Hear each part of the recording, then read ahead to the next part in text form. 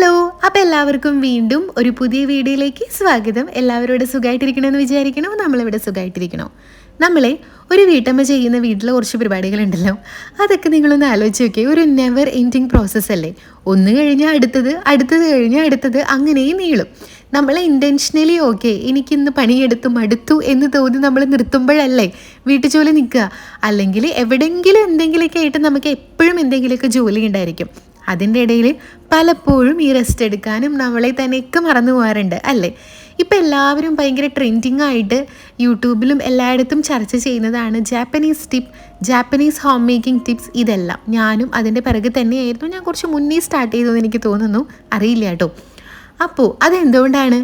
അവർക്ക് എന്തൊക്കെയോ പ്രത്യേകതകളുണ്ട്. അവർ ഫോളോ ചെയ്യുന്ന ലൈഫ് സ്റ്റൈല് അല്ലെങ്കിൽ അവരുടെ തോട്ട്സിലൊക്കെ എന്തൊക്കെയോ ഒരു പ്രത്യേകത ഉള്ളത് കൊണ്ടാണല്ലോ എല്ലാവരും ഇതിൻ്റെ പിറകെ പോകുന്നത്. അപ്പോൾ ഇന്ന് നമുക്ക് നമ്മുടെ ലൈഫിൽ ഈ പറയുന്ന പോലെ നമ്മൾ ഹറിബറി ആയിട്ട് എപ്പോഴും ഓടിക്കൊണ്ടിരിക്കുന്നു. അതിൽ നിന്നൊക്കെ നമുക്കൊന്ന് മാറ്റം വരുത്താൻ വേണ്ടിയിട്ട് നമ്മളെ ഹെൽപ്പാക്കുന്ന 7 ചെറിയ വലിയ കാര്യങ്ങളാണ് കേട്ടോ ഞാൻ പറയാൻ പോണേ. ഞാൻ എക്സസൈസൊക്കെ സ്റ്റാർട്ട് ചെയ്ത സമയത്തുണ്ടല്ലോ, ഏട്ടൻ എന്നോട് പറഞ്ഞൊരു കാര്യമുണ്ട്. നമ്മൾ ഞാൻ കാണുന്ന വീഡിയോസാണ് കേട്ടോ, നോക്കി ചെയ്യുന്ന വീഡിയോസ്. അതിലൊക്കെ മിക്കതും 3 സെറ്റ്, അതായത് 15 ടൈംസ് ആയിട്ട് 3 സെറ്റ് അങ്ങനെയാണ് വരാറുള്ളത്. അതായത് ഇപ്പം നമ്മളൊരു എക്സസൈസ് 15 തവണ ചെയ്യണത് ഇപ്പം അറിയുന്നതായിരിക്കും, അറിയാത്തവർക്കാണ് കേട്ടോ. ഒരു എക്സസൈസ് നമ്മൾ 15 തവണ ചെയ്യണം, അത് ഒരു സെറ്റ്. കുറച്ച് നേരം ബ്രേക്ക് എടുത്തിട്ട് രണ്ടാമത്തെ സെറ്റ്, അതിലും 15 തവണ. പിന്നെയും ഒന്ന് ബ്രേക്ക് എടുത്തിട്ട് മൂന്നാമത്തെ സെറ്റ്, അതിലും 15 തവണ. അങ്ങനെയാണ്. അപ്പോൾ ഈ ഒരു സംഭവം ഉണ്ടല്ലോ സ്റ്റാർട്ട് ചെയ്ത സമയത്ത്, കാരണം പണ്ടൊക്കെ ഞാൻ ഭയങ്കര മെലിഞ്ഞിട്ടായിരുന്നു, ഇപ്പോഴും അങ്ങനെ ഭയങ്കര ഇതെന്നല്ല, പക്ഷേ നമ്മൾ എക്സസൈസ് ചെയ്യണമല്ലോ. അതുകൊണ്ട് തന്നെ ചെയ്ത് തുടങ്ങിയ സമയത്തുണ്ടല്ലോ ഈ ഒരു സെറ്റിൽ 15 എണ്ണം തന്നെ ഞാൻ ചെയ്യാൻ വേണ്ടിയിട്ട് ഒരുപാട് കഷ്ടപ്പെട്ടിട്ടുണ്ട്. കാരണം നമ്മൾ ഇതുവരെ ചെയ്യാത്തൊരു സാധനം നമ്മൾ സ്റ്റാർട്ട് ചെയ്യുമ്പോൾ ഭയങ്കര ബുദ്ധിമുട്ടല്ലേ. അപ്പോൾ ഏട്ടൻ എന്നോട് പറയുന്ന ഒരു സംഭവമാണ്, നീ ഇതുവരെ ചെയ്തിട്ടില്ല, അപ്പോൾ നീ അറ്റ്ലീസ്റ്റ് ഒരു 15 തവണയെങ്കിലും ചെയ്യുന്നത് വലിയൊരു കാര്യമാണ്. നീ 15 തവണ ചെയ്യുക, 2 ദിവസം കഴിഞ്ഞ് കഴിയുമ്പോൾ രണ്ടാമത്തെ സെറ്റിൽ ഒന്നേ നിനക്ക് ചെയ്യാൻ പറ്റുന്നുള്ളെങ്കിലും അത് കുഴപ്പമില്ല, അത് ചെയ്യുക, പറ്റണത്രയും നീ ചെയ്യാൻ പറയും. ഒന്നും ചെയ്യാതിരിക്കണേക്കാട്ടിലും നല്ലതല്ലേ എന്തെങ്കിലും ചെയ്യുന്നതെന്ന് പറയും. അങ്ങനെയാണ് കേട്ടോ ഞാൻ ഈ ഒരു സംഭവം സ്റ്റാർട്ട് ചെയ്തിട്ട് ചെയ്തുകൊണ്ടിരുന്നത്. അതേപോലെ തന്നെ നമ്മൾ നമ്മുടെ വീട്ടിലുള്ള എന്തെങ്കിലും ഒരു സംഭവമാണെന്നുണ്ടെങ്കിലും നമ്മൾക്കൊക്കെ എല്ലാം ഒരുമിച്ച് വൃത്തിയാക്കണം, ഒരുമിച്ചെല്ലാം മാനേജ് ചെയ്യണം, അങ്ങനെയാണ് നമ്മൾ വിചാരിച്ചുകൊണ്ടിരിക്കണേ. അങ്ങനെ ആയാലാണ് അതൊന്ന് വൃത്തിയാവുള്ളൂ, അത് പെർഫെക്റ്റ് ആയിട്ട് കിടക്കുള്ളൂ എന്ന് നമ്മുടെ മനസ്സിൽ ഉണ്ട്. പക്ഷെ സത്യം പറഞ്ഞാൽ നമ്മൾ എന്തെങ്കിലും ഒരു സംഭവം ക്ലീൻ ചെയ്യുമ്പോൾ, ഇന്ന് കിച്ചണിൽ ഒരു കബോർഡാണ് ഞാൻ വൃത്തിയാക്കിയതെങ്കിൽ അതും, അതായത് 1%, ഇന്നതല്ല, ഇത് ഞാൻ മൊത്തത്തിൽ വൃത്തിയാക്കിയിരുന്നു. ഞാനൊരു എക്സാമ്പിൾ പറഞ്ഞതാണ് കേട്ടോ. ഒരു ചെറിയ കബോർഡാണ് നമ്മൾ വൃത്തിയാക്കുന്നതെങ്കിൽ പോലും അത് ക്ലീനിങ് ആണ്. അത്രയും ഭാഗം അവിടെ വൃത്തിയായി കിടന്നില്ലേ, അടുത്ത ദിവസം നമ്മൾ അടുത്ത കബോർഡ് ക്ലീൻ ചെയ്യുന്നു. അങ്ങനെ ഡെയിലി നമ്മൾ 1% പോലും ക്ലീൻ ചെയ്താലും പയ്യെ അതൊക്കെ വൃത്തിയാവും. അത്രയേ ഉള്ളൂ. അപ്പോൾ നമ്മളുടെ ആരോഗ്യവും നമ്മളുടെ ഒരു എനർജിയൊക്കെ വേസ്റ്റ് ചെയ്തിട്ടുണ്ടല്ലോ, എല്ലാം ഒറ്റയിടയ്ക്ക് ചെയ്യാം എന്ന് എപ്പോഴും വിചാരിച്ചുകൊണ്ടിരിക്കേണ്ട. അത് അത്ര നല്ലതൊന്നുമല്ല, നമ്മുടെ ശരീരത്തിനും റെസ്റ്റ് വേണ്ടേ. ബൈ ദ ബൈ, ഈ ഒരു തോട്ടിന് അവർ പറയുന്നത് കൈസൻ എന്നാണ് കേട്ടോ. നെക്സ്റ്റ് വരുന്നത് ഒസോജി, അതായത് എല്ലാ ദിവസവും ചെറിയ ക്ലീനിങ്. ഈ പറയണ പോലെ ഡെയിലി നമ്മൾ ഒരു 10 മിനിറ്റ് വീട് വൃത്തിയാക്കി കഴിഞ്ഞാൽ നമ്മൾ ഡീപ്പ് ക്ലീൻ എന്ന് പറയുന്ന ഒരു സംഗതി നമ്മൾക്ക് ഡീപ്പ് ക്ലീനിങ്ങേ അല്ല, ഒരു ഈസി പ്രോസസ്സായിട്ട് മാറും അല്ലേ. ഇതേപോലെ തന്നെ സ്പ്ലിറ്റ് ചെയ്ത് എല്ലാ ദിവസവും ഒരു 10 മിനിറ്റ് ക്ലീനിങ്, അത് അവർ നിർബന്ധമായിട്ട് അവരുടെ ലൈഫിൽ കൊണ്ട് നടക്കുന്നതാണ് കേട്ടോ. നമ്മളും ഇതൊക്കെ ചെയ്യുന്നുണ്ട്, പക്ഷെ ഒസോജിന്ന് പോലത്തെ പേരൊന്നും നമുക്കില്ല എന്നേ ഉള്ളൂ. നെക്സ്റ്റ് മൊട്ടനായി, അതായത് ഒന്നും പാഴാക്കാതിരിക്കുക. നമ്മളുടെ ഭക്ഷണം ആയിക്കോട്ടെ, വെള്ളം ആയിക്കോട്ടെ, വൈദ്യുതി ആയിക്കോട്ടെ, അതിലുപരി നമ്മളുടെ സമയം, ഇതൊന്നും നമ്മൾ പാഴാക്കാതിരിക്കുക. അവരുണ്ടല്ലോ ഈ ലെഫ്റ്റ് ഓവർ ഫുഡ് വെച്ചിട്ടൊക്കെ കുറേ ഐറ്റംസൊക്കെ ഉണ്ടാക്കി കഴിക്കുന്ന ടീംസാണ്. നമ്മളും അതുപോലെയൊക്കെ തന്നെയാണ്.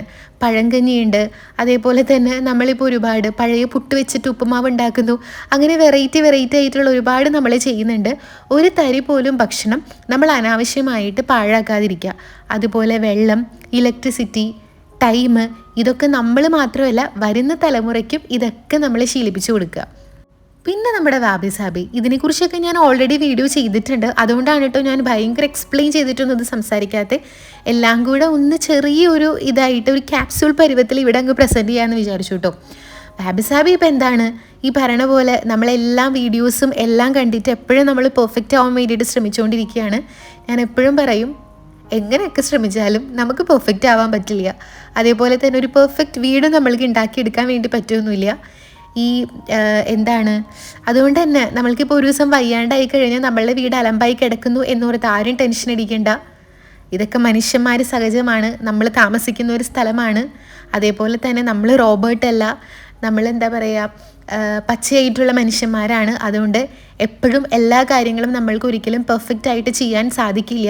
ഇന്നത്തെ സോഷ്യൽ മീഡിയയും എല്ലാം എപ്പോഴും ഒരു പെർഫെക്റ്റ് എന്ന് പറഞ്ഞിട്ടുള്ളൊരു സംഗതി തന്നെയാണ് അവർ മോട്ടിവേറ്റ് ചെയ്തുകൊണ്ടിരിക്കുന്നത്. പക്ഷെ അതൊന്നും നമ്മൾ അങ്ങനെ കൂടുതലായിട്ട് തലയിൽ എടുക്കരുത്. അങ്ങനെയൊന്നും പെർഫെക്റ്റ് ആയിട്ട് ഒരാൾക്കും ഒരു കാര്യം ഒരാൾക്കും ചെയ്യാൻ പറ്റില്ല. അതാണ് സത്യം. പിന്നെ എപ്പോഴും പറയണ പോലെ ആണുങ്ങളെക്കാട്ടിലും പെണ്ണുങ്ങൾ മൾട്ടി ടാസ്കിങ്ങിൽ പുലികളാണ്. പക്ഷെ മൾട്ടി ടാസ്കിങ്ങിന് ഗുണമുണ്ട് ദോഷമുണ്ട്. നമ്മൾ ഗുണം ഓക്കെ ഫൈൻ, നമ്മൾക്കത് പ്രത്യേകിച്ച് നമ്മൾക്ക് ഓവർ സ്ട്രെസ്സും ടെൻഷൻസും ഒന്നും തരുന്നില്ല എന്നുണ്ടെങ്കിൽ ചെയ്യാം. പക്ഷെ എപ്പോഴും ഇവർ ഫോളോ ചെയ്യുന്നത് ഒരു സമയത്ത് ഒരു കാര്യം മാത്രം. അത് നമ്മൾക്ക് കൂടുതൽ എന്താ പറയുക, എനർജി വേസ്റ്റ് ആവില്ല, നമുക്ക് സ്ട്രെസ്സ് തരില്ല. അതിലുപരി നമ്മൾ എന്താണോ ചെയ്യുന്നത് ആ സംഭവം നമ്മൾക്ക് 95% ആത്മാർത്ഥതയോടുകൂടെ നമ്മൾക്ക് ആ കാര്യം ചെയ്യാൻ വേണ്ടിയിട്ട് പറ്റും. അതുകൊണ്ട് നമ്മുടെ ജാപ്പനീസ് കുട്ടന്മാർ ഫോളോ ചെയ്യുന്നതാണ് ഒരു സമയം ഞാൻ ഒരു കാര്യമേ ചെയ്യുള്ളൂ. അതുപോലെ തന്നെ ഏത് ജോലിയുടെ ഇടയിലാണെങ്കിലും ഇടയ്ക്കൊരു 5 മിനിറ്റ് ബ്രേക്ക് എടുക്കുന്നു. അവരവരുടെ ടീ സെറിമണിയാണ് കേട്ടോ അവിടെ ചെയ്യുന്നത്. നമ്മൾക്ക് ഏത് ജോലിയുടെ ഇടയിലാണെന്നുണ്ടെങ്കിലും ഒരു മണിക്കൂർ നമ്മൾ ജോലി എടുത്താൽ അത് കഴിഞ്ഞിട്ടൊരു 5 മിനിറ്റ് ഒന്ന് റെസ്റ്റ് എടുക്കുക. അത് നമ്മുടെ മനസ്സിനാണെങ്കിലും നമ്മുടെ ശരീരത്തിനാണെങ്കിലും അത്യാവശ്യം വേണ്ട ഒരു സംഗതിയാണ്. പിന്നെ ഗ്രാറ്റിറ്റ്യൂഡ്, അത് അവരുണ്ടല്ലോ കുഞ്ഞിലേ മുതൽ കുട്ടികളെ ശീലിപ്പിക്കുന്ന ഒരു സംഗതിയാണ്. ഞാനും ഈ പറയുന്ന കാര്യം ഗ്രാറ്റിറ്റ്യൂഡ് അല്ലാതെ ഞാൻ ചെയ്യുന്നുണ്ട്. ഇനി പറയാൻ പോകുന്നത് ഞാൻ പ്രാക്ടീസ് ചെയ്യാൻ വേണ്ടി ശ്രമിച്ചുകൊണ്ടിരിക്കുകയാണ്.